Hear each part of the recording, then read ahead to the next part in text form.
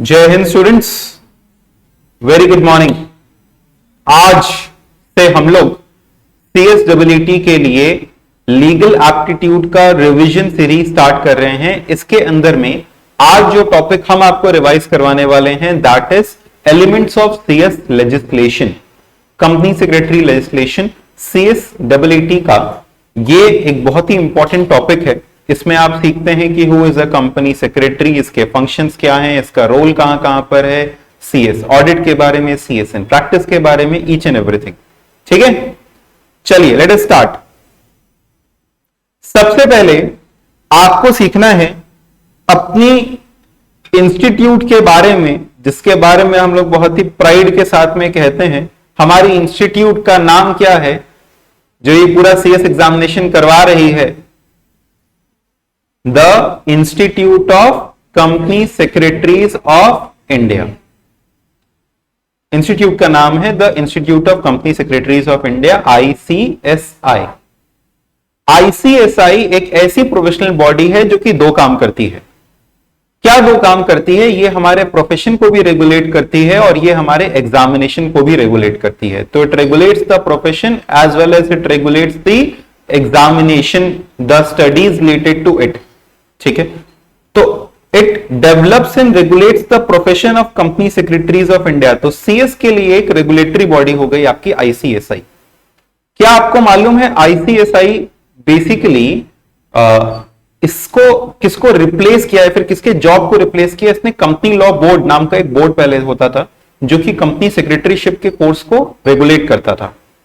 तो company secretaryship के course के अंदर में जब बहुत ज्यादा लोग एनरोल होने लगे तो हमारे सरकार ने एक पूरी बॉडी बना दिया था, एक कंपनी बनाया था। आपने नाम सुना होगा section 8 companies, non profit organisation companies. वैसे ही करके पहले सेक्शन 25 कंपनीज हुआ करती थी, कंपनीज एक्ट 1956 में। तो ये एक बॉडी बनाई गई थी 1968 में बॉडी बनाया गया था कंपनी सेक्रेटरीज की।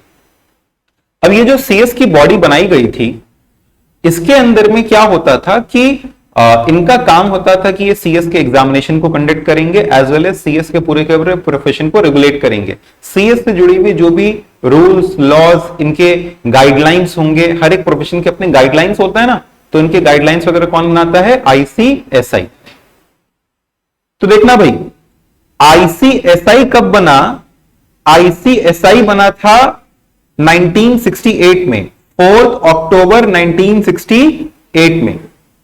ठीक है, बाद में जब CS एक्ट आया हमारे यहां, फिर देखा गया अरे ये तो और भी ज्यादा इसमें बच्चे आते जा रहे हैं, इसको तो एकदम अलग दर्जा, क्योंकि पहले क्या था, एक कंपनी के तौर पे था। फिर गवर्नमेंट ने देखा कि इसमें एकदम एक स्ट्रिक्ट गवर्नमेंट रूल अप्लाई होना चाहिए, एक प्रॉपर गवर्नमेंट बॉडी इसके लिए सेटअप होनी चाहिए। तो उन्होंने CS एक्ट पास किया।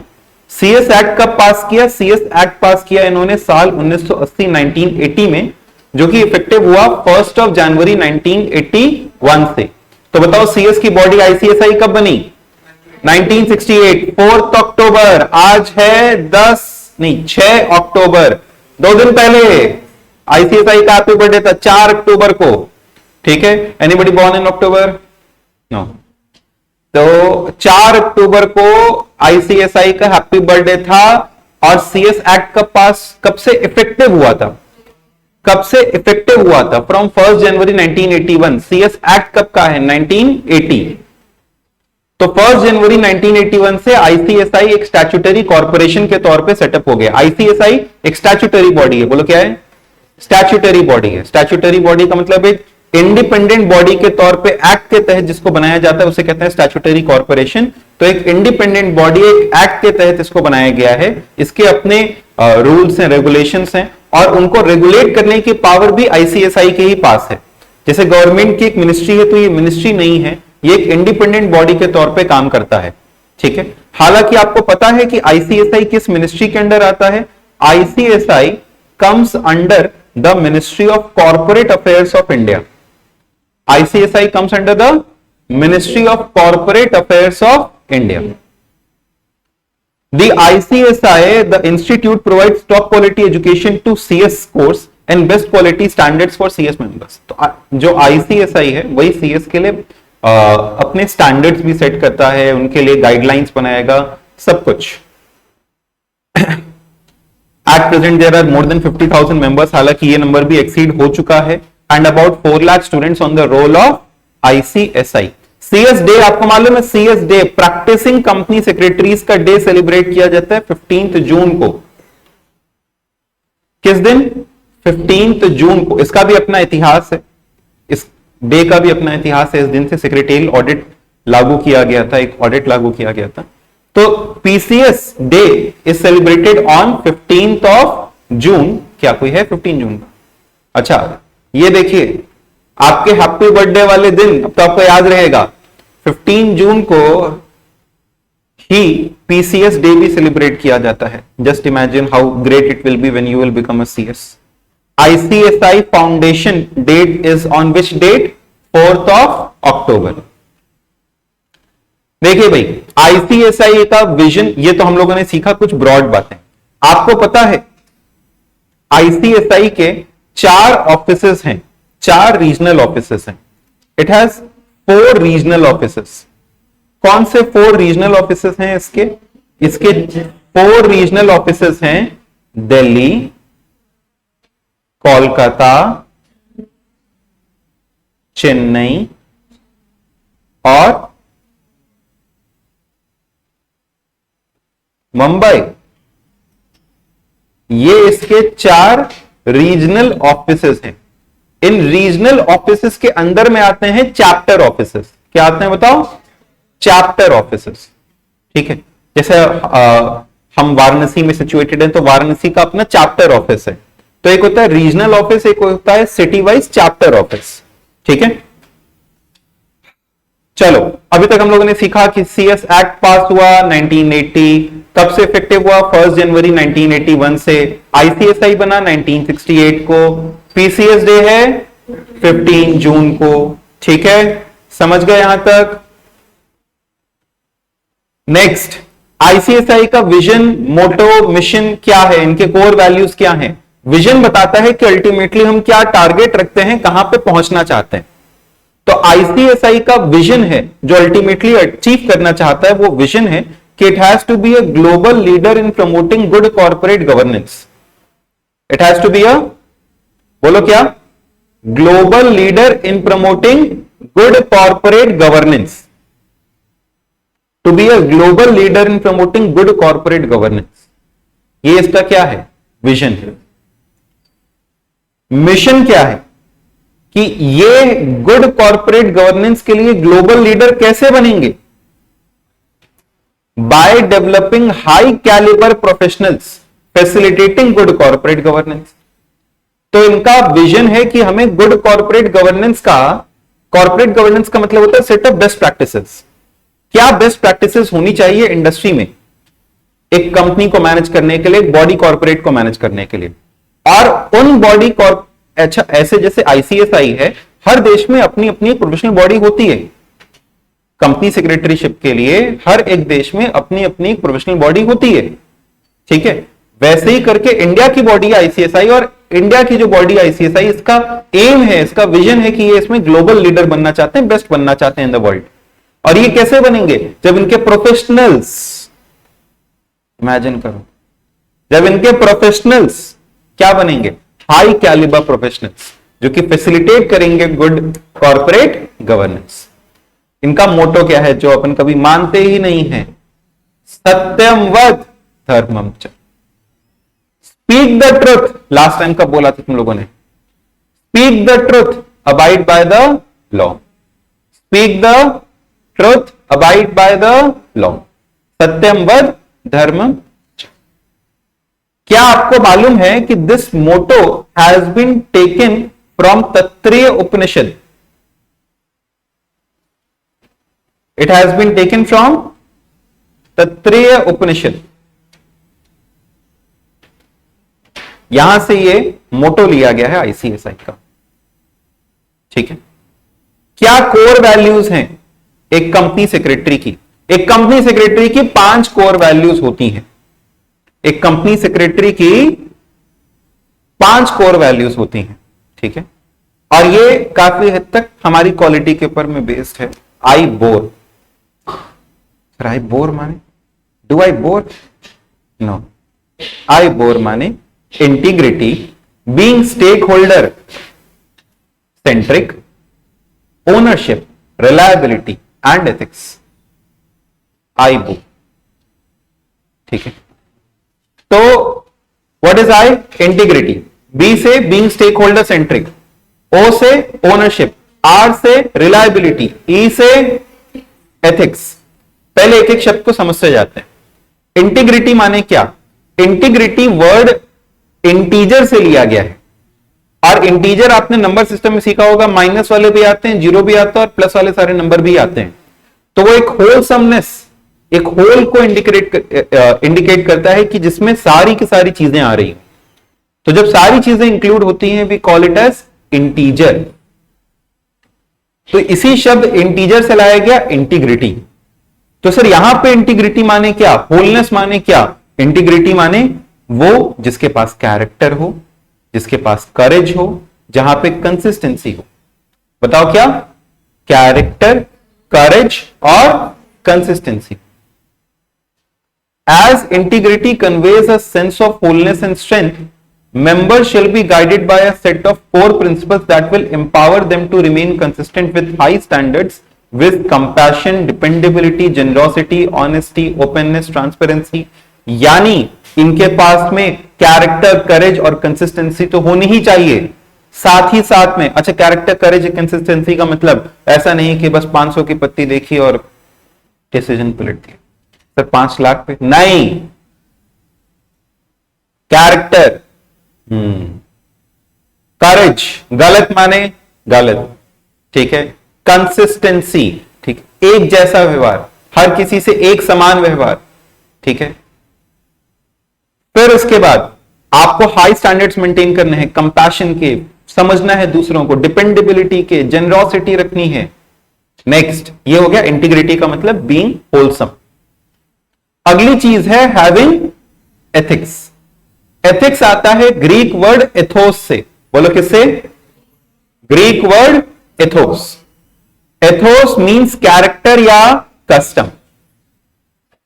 वो चीज जो आप लंबे समय से फॉलो करते आ रहे हैं उसे हम लोग कहते हैं कस्टम। तो वर्ड एथिक्स आता है एथोस से, जो कि आपको बताता है कि क्या चीज सही है और क्या चीज गलत है। सही और गलत के बीच में जो डिस्टिंग्विश करे उसे हम लोग कहते हैं एथिक्स। तो एथिक्स माने क्या? जो आपको यह बताए कि क्या सही है और क्या गलत है। तो ethics comes from the Greek word Athos which means character या कस्टम। ठीक है, तो बताइए आई बोर के अंदर में एक हम लोगों ने सीखा I integrity, E ethics, being stakeholder centric. तुम किसके लिए काम कर रहे हो? सर पैसे के लिए। उसके अलावा किसके लिए काम कर रहे हो? स्टेक होल्डर्स के लिए। सीएस न तो डायरेक्टर के लिए काम कर रहा है, न तो शेयर होल्डर के लिए। क्या आपको मालूम है सीएस को चुनता है एक डायरेक्टर? सीएस को कौन चुनता है? Director. CS is appointed by director.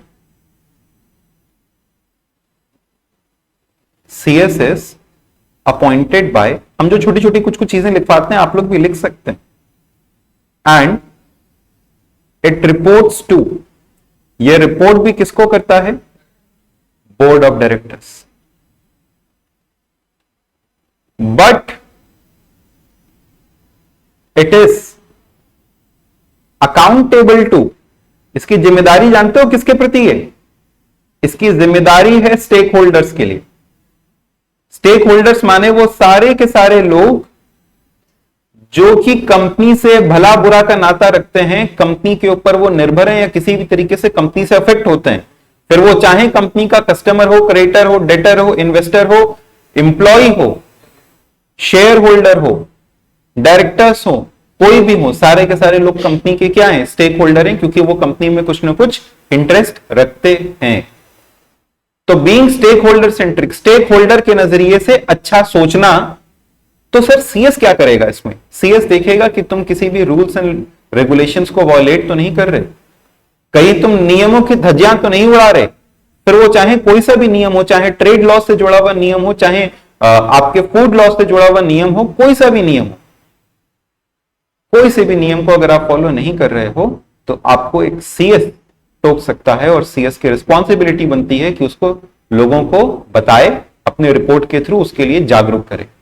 ठीक है, स्टेक होल्डर के लिए आपकी जिम्मेदारी। ओनरशिप लेना, कोई भी गलती हो गई तो जैसे आप लोग कहते हैं सर हम नहीं, तो उसकी गलती वैसे नहीं। सीएस बनने के बाद you have to take the responsibility, you have to take the accountability. तो taking responsibility and taking accountability is called as ownership. Ownership माने यानी मालिक बन जाना है कंपनी का। ओनरशिप माने जिम्मेदारी लेनी है, बोलो जिम्मेदारी लेनी। And you have to be stakeholder centric which is repeated again. एक दो चार, कुछ रिपीट हो गया क्या? रिलायबिलिटी रह गया।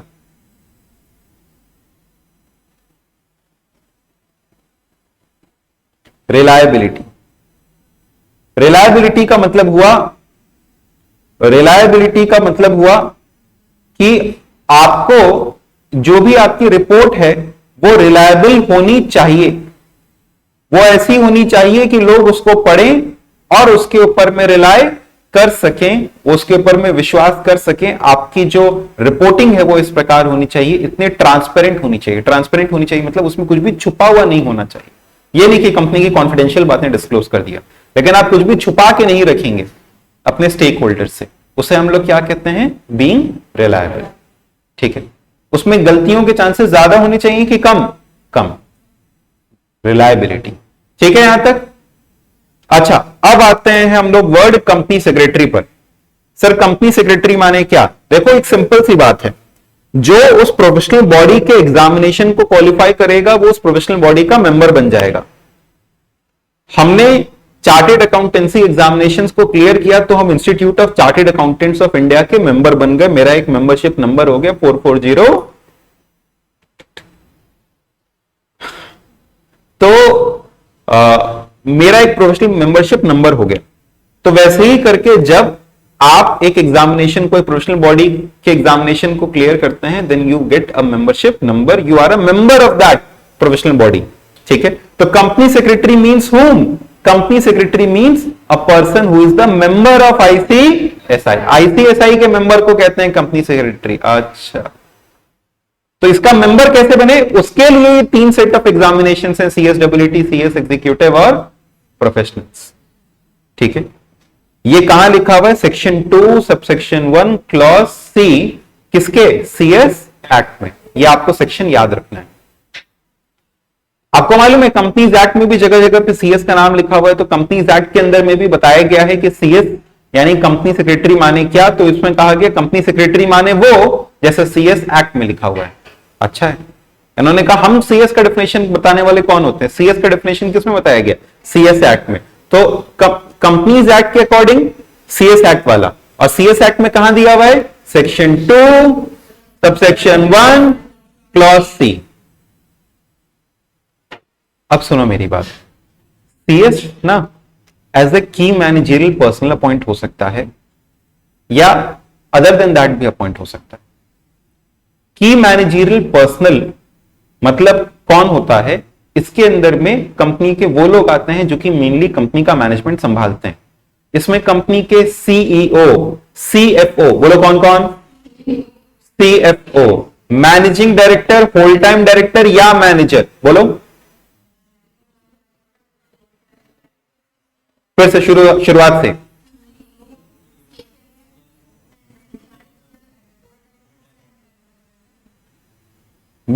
ऐसे नहीं, मैनेजिंग डायरेक्टर, मैनेजर या होल टाइम डायरेक्टर। ठीक है, तो CEO, CFO, managing director, manager या whole time director and CS. कौन? सीएस। ये और कोई अगर प्रिस्क्राइब किया जाए बाय सेंट्रल गवर्नमेंट तो वो ये लोग होते हैं कंपनी के केएमपी। कहा गया सेक्शन 203 के अंदर में, red with rule 8 companies appointment and remuneration of managerial personal rules. देखो एक्ट के साथ साथ में रूल्स बनाए जाते हैं। तो कौन से रूल्स हैं?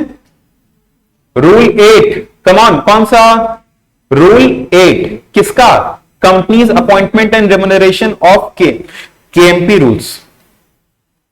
Companies appointment and remuneration. देखो अपॉइंटमेंट और रेम्युनरेशन से, जैसे मान लो तुम्हारी एक स्कूल का अपना एक बाय लॉज हो गया, कुछ रूल्स हो गए, उसके बाद हर एक छोटे छोटे रूल्स बनाए जाते हैं ना, यूनिफॉर्म रूल्स, कंडक्ट रूल्स, ठीक है, असेंबली रूल्स, वैसे ही करके इसके अंदर में कंपनी के क्या है? अपॉइंटमेंट एंड रेम्युनरेशन से जुड़े हुए रूल्स। कौन से साल के? साल 2014 के। तो उसमें लिखा हुआ है कि रूल 8 में लिखा हुआ है। अच्छा, ये रूल फॉलो करना है, ये कहां लिखा हुआ है? सेक्शन 203 में। तो section 203 red with rule 8 of companies appointment and remuneration of की मैनेजरियल पर्सनल रूल्स 2014, इसके अकॉर्डिंग हर एक लिस्टेड कंपनी और हर एक पब्लिक कंपनी जिसका paid up capital 10 crore rupees या उससे ज्यादा हो। पहले बताओ, लिस्टेड कंपनी 4 करोड़ रुपए की लिस्टेड कंपनी होगी, चलेगा? हाँ, लिस्टेड कंपनी माने लिस्टेड माने सब कुछ एप्लीकेबल। लिस्टेड माने तो लिस्टेड कंपनी या पब्लिक कंपनी जिसका paid up share capital 10 crore या उससे ज्यादा हो, उसे केएमपी चुनना पड़ता है अपने। बोलो क्या चुनना पड़ेगा? फिर से, लिस्टेड कंपनी या पब्लिक कंपनी जिसका पेड अप कैपिटल 10 करोड़ या उससे ज्यादा हो, उसे अपने यहां केएमपी चुनने पड़ते। अगर केएमपी चुनेगा तो किसको चुनेगा? कौन था चौथे नंबर पे? सीएस। सीईओ सीओ तो है, उसमें साथ साथ कौन है? सीएस। तो अगर केएमपी चुनेगा तो सीएस भी चुनेगा। ये कौन कहता है? Rule 8 of companies appointment and remuneration of managerial personal rules 2014। Rule 8 कहता है कि आपको क्या चुनना पड़ेगा? केएमपी। तो केएमपी चुनोगे तो सीएस भी चुनो। लेकिन सर आपने कहा लिस्टेड तो पब्लिक कंपनियां होती हैं, और आपने कहा वो या तो छोटी पब्लिक कंपनी लिस्टेड नहीं है, तो 10 करोड़ से ज्यादा पेड अप कैपिटल हो तो भी 10 करोड़ या उससे ज्यादा, 10 करोड़ और मोर। लेकिन अब सुनो, अगर प्राइवेट कंपनी भी है, उसके बाद बनाया गया 8A। क्या बनाया गया? 8A। 8A में कहा गया हर एक प्राइवेट कंपनी को जिसका पेड अप कैपिटल, पहले क्या था, ये वो सब इनका एकदम सिंपल भाषा में रखते हैं, हमने पब्लिक के लिए तो बता ही दिया। अब हर एक प्राइवेट कंपनी को जिनका paid up share capital 10 crore या उससे ज्यादा है, तो उसे अपने यहां पे सीएस अपॉइंट करना पड़ेगा। सर कहना क्या चाहते हो? ये कहना चाहते हैं कि हर वो कंपनी जो लिस्टेड है या पब्लिक है और paid up share capital 10 crore से ज्यादा है, तो उसे सीएस अपॉइंट करना है, क्योंकि केएमपी चुनना है। प्राइवेट कंपनी जिसका paid up share capital 10 crore या उससे ज्यादा है, उसे भी सीएस चुनना है। सर सीधे सीधे कौन है? 10 करोड़ या उससे ज्यादा का मतलब सीएस चुनना है। हाँ, लेकिन रूल 8 में लिखा हुआ है पब्लिक और लिस्टेड के लिए, 8A में लिखा हुआ है प्राइवेट कंपनी के लिए। अगर paid up share capital 10 crore या उससे ज्यादा है तो क्या चुनना है? सीएस।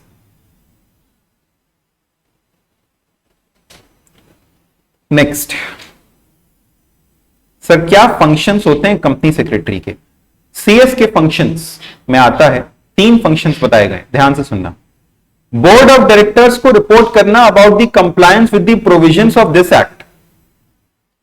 बोर्ड ऑफ डायरेक्टर्स को रिपोर्ट करना about the compliance with the provisions of this act, ये बताना कि हम कंपनीज एक्ट से फॉलो कर रहे हैं या नहीं, और जो बाकी लॉस इस कंपनी के ऊपर एप्लीकेबल हो। कंपनी के ऊपर में इंडस्ट्रियल लॉज भी एप्लीकेबल होते हैं, कंपनीज एक्ट भी एप्लीकेबल होता है, फेमा भी एप्लीकेबल होता है, सेल्स कर रहा है तो सेल ऑफ गुड्स एक्ट भी एप्लीकेबल होगा, कॉन्ट्रैक्ट करता है तो कॉन्ट्रैक्ट एक्ट, यानी एक कंपनी के ऊपर तो बहुत सारे लॉज एप्लीकेबल होते होंगे, इनकम टैक्स एक्ट भी अप्लाई होता होगा। तो वो लॉज जो उनके ऊपर में एप्लीकेबल हैं, वो उसको फॉलो कर रहा है या नहीं कर रहा है। इंश्योर करना कि वो कंपनी कंप्लाई करे with the applicable secretarial standards, जो सेक्रेटेरियल स्टैंडर्ड्स हैं उनको फॉलो कर रहा है या नहीं।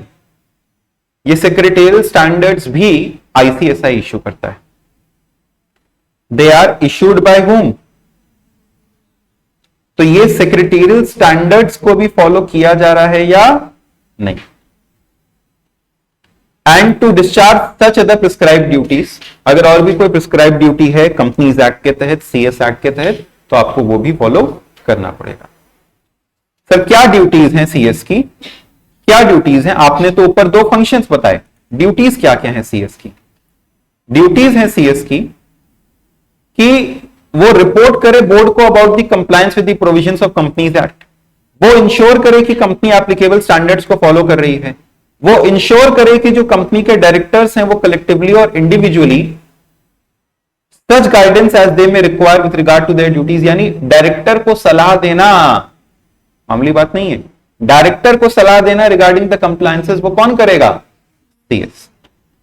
मीटिंग को कन्वेन कराना, मीटिंग हुई, पता चला सबने ये सोचा कि अच्छा ऐसा करते हैं, मारधाड़ करके देखते हैं, जो जीतेगा उसकी बात मानी जाएगी। आप पंजा लड़ा के देखा जाए, नहीं तो सिक्का उछाल के देखते हैं। आप बताएंगे ना, ऐसे नहीं चलता। कहां स्पेशल रेजोल्यूशन पास करना है, कहां ऑर्डिनरी रेजोल्यूशन पास करना है, कहां शो ऑफ हैंड से भी चल जाएगा, कहां पोस्टल बैलेट कराना है, कहां इलेक्ट्रॉनिक वोटिंग करनी है, ये कौन बताएगा?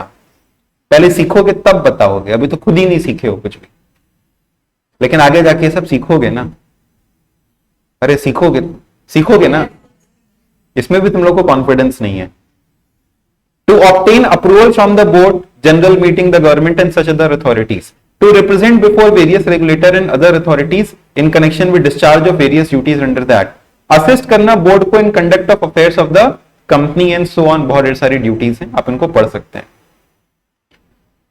देखो भाई, सीएस दो प्रकार से काम करता है। या तो वो जॉब करता है, सीएस दो प्रकार से काम करता है, या तो वो जॉब करता है या तो फिर वो प्रैक्टिस में रहता है। ठीक है, अगर वो जॉब कर रहा है तो अलग बात है, अगर वो प्रैक्टिस कर रहा है तो फिर अलग बात है। जॉब के अंदर में वो किसी कंपनी के अंडर में रहेगा, वहां पे जॉब करेगा अपना, ठीक है, वहां पे सर्विस करेगा। और या तो फिर अगर वो प्रैक्टिस कर रहा है तो वो अपनी एक ऑफिस सेटअप करेगा, ठीक है, और वहां पे जाकर के वो सेक्रेटरियल ऑडिट के वर्क कर सकता है, सजेशंस के लिए टैक्स के वर्क कर सकता है, कंप्लायंसेस से जुड़े हुए काम कर सकता है, कंपनी इनकॉर्पोरेट करना, कंपनी बंद करना, ये सारे के सारे इंडिपेंडेंट वर्क एक सीएस इन प्रैक्टिस करता है। और अगर वो जॉब कर रहा है, तो जॉब के अंदर में वो किसी कंपनी के अंडर में एज अ, जैसे हम लोगों ने पढ़ा, as a whole time company secretary वो एम्प्लॉयड हो जाएगा, उसमें एम्प्लॉयड होगा, फिर वो प्रैक्टिस नहीं कर पाएगा, अपना ऑफिस नहीं खोलेगा। ठीक है, इस तरीके से भी वो काम कर सकता है। या तो वो जॉब करेगा या तो वो प्रैक्टिस में चला जाएगा, या तो फिर वो कोई इंडिपेंडेंट बिजनेस भी करना चाहे तो बीइंग अ सीएस आप कोई इंडिपेंडेंट बिजनेस भी कर सकते हो। ठीक है, आपके पास इतनी जानकारी हो गई, इतनी नॉलेज हो गई, आपको इंडिपेंडेंट बिजनेस भी कर सकते हो। Is this clear? चलो नेक्स्ट। अब सीएस इन प्रैक्टिस के बारे में बताया जा रहा है। एक सीएस को इन प्रैक्टिस तब माना जाता है जब वो या तो अकेले या एक से ज्यादा मेंबर्स के साथ में पार्टनरशिप करके in consideration of remuneration received और टू बी रिसीव्ड वो प्रैक्टिस करे प्रोफेशन ऑफ सीएस, या परफॉर्म करे कंपनी बनाने को, फॉर्म करने को, इनकॉर्पोरेट करने को, अमलगमेट करने के इन सब कामों को करे, या सच अदर सर्विसेज को परफॉर्म करे, जैसे वो कंपनी के फाइलिंग वगैरह का काम करे, रजिस्ट्रेशन का काम करे, अटेस्टेशन का काम करे, शेयर ट्रांसफर का काम करे, इश्यू हाउस, कंपनी अगर शेयर इश्यू कर रही है तो उसको कराने का काम करे, शेयर या स्टॉक ब्रोकर का काम करे, सेक्रेटरियल ऑडिटर का काम करे, कंपनी को उनकी एडवाइजरी दे मैनेजमेंट के रिगार्डिंग।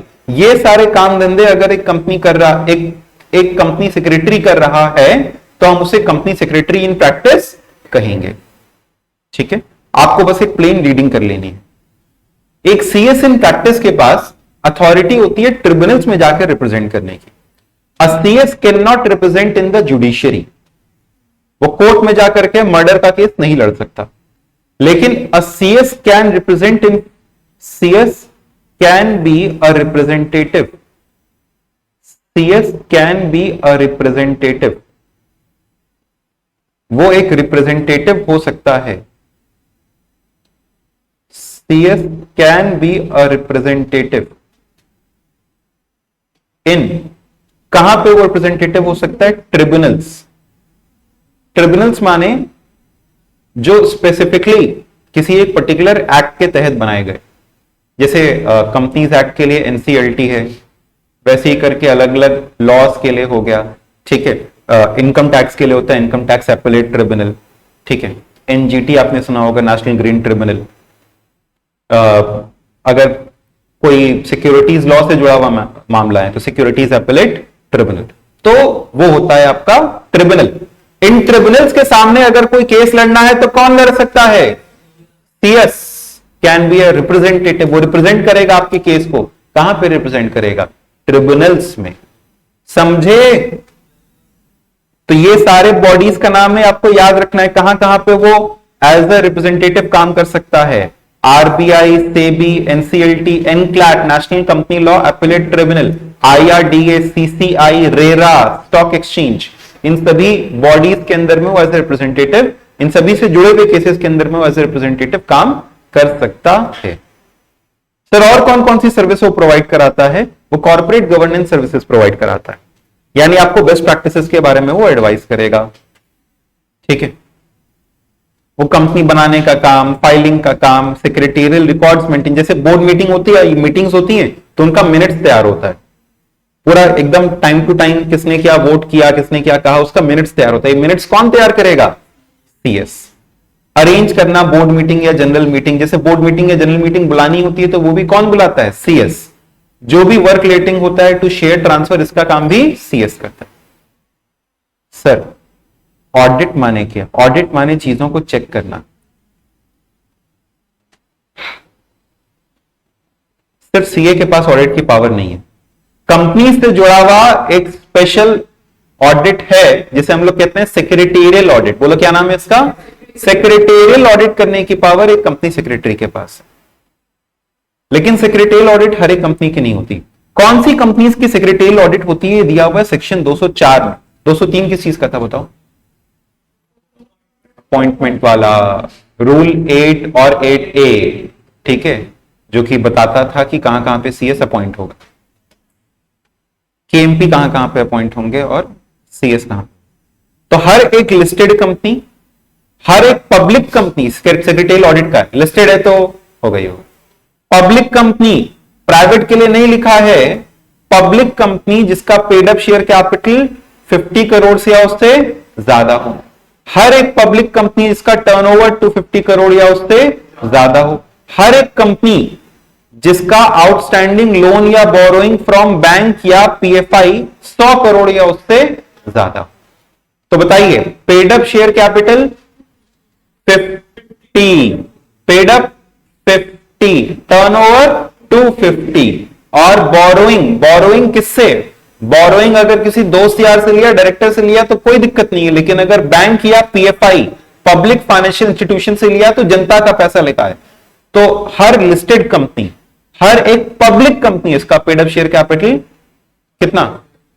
50 करोड़ या उससे ज्यादा हो, टर्नओवर 250 करोड़ या उससे ज्यादा हो, और हर एक कंपनी जिसका लोन या बोरोइंग फ्रॉम पीएफआई या कोई पब्लिक बैंक कितने से ज्यादा हो? 100 करोड़ या उससे ज्यादा हो, turnover 250, paid up 50, loan borrowing from banks या पीएफआई 100। सेक्रेटेरियल ऑडिट जब आप करते हैं ना तो एक ऑडिट रिपोर्ट का एक फॉर्मेट होता है। बताओ ये ऑडिट रिपोर्ट किसको जमा करेंगे? बोर्ड ऑफ डायरेक्टर्स को। सेक्रेटरी, कंपनी सेक्रेटरी रिपोर्टिंग किसको करते हैं? बोर्ड ऑफ डायरेक्टर्स को। तो रिपोर्ट भी किसको जमा होगी? बोर्ड ऑफ डायरेक्टर्स को। इसका ना अपना फॉर्मेट होता है, ये नहीं कि अपने अपने मन से निबंध जैसे कुछ भी लिखे जा रहे हैं, ये जमा होता है एक फॉर्मेट में, उसका फॉर्मेट होता है MR3। Audit report is submitted in form MR3। याद करिए कौन सा form? MR3। Secretarial audit report is prescribed in form MR3।